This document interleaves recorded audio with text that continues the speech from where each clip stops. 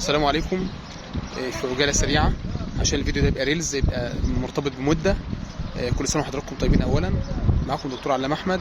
الناس اللي زرعه شمام اللي هو بيتقال عليه كنوز او اناناس، الناس اللي زرعه كنتالوب، الناس اللي زرعه بطيخ اكل، الناس اللي زرعه طماطم او اللي زرعه خضار بصفه عامه، طماطم، خيار.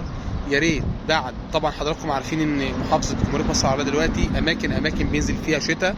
طبعا دلوقتي احنا في شهر ابريل، فيعني دي شتويه متاخره شويه، ولكن اللي انا المفروض اعمله اني لو انا عارف ان الارصاد ان هيحصل شتاء عندي في المنطقه بتاعتي، يا ريت نرش سيليكات بوتاسيوم او عنصر السلك، حاجه محترمه زي الفيتانيك اس كي نص لتر للفدان. ممكن تضيف معاه كمان اي حاجه فيها ميتالكسيل.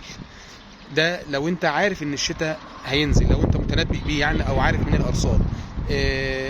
سيليكات بوتاسيوم او فيتانيك اس كي اللي هو اسم المركب، مع حاجه ميتالكسيل، حاجه محترمه كده ترشها، ميتالكسيل مع منكوزيب، ده كوقايه قبل الشتاء ما ينزل. طب لو حضرتك الشتاء عندك نزل، يا ريت في 3 مركبات هذكرهم لك بالتحديد كاسماء، عشان برضو هنحاول نقول الاسم والماده الفعاله.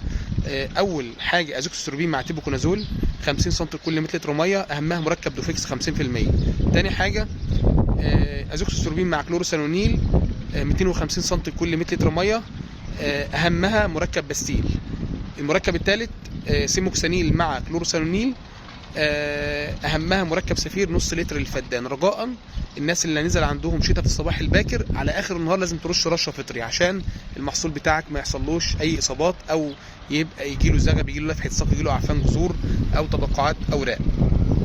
يعني رجاء تغسل المساحه او الليف اريا او السطح العلوي اللي جه عليه امطار، عشان ما يتراكمش على هذه المنطقه نتيجه للرطوبه العاليه، تكاثر البكتيريا والفطريات. رجاء تدوا رشه فطري مهمه جدا.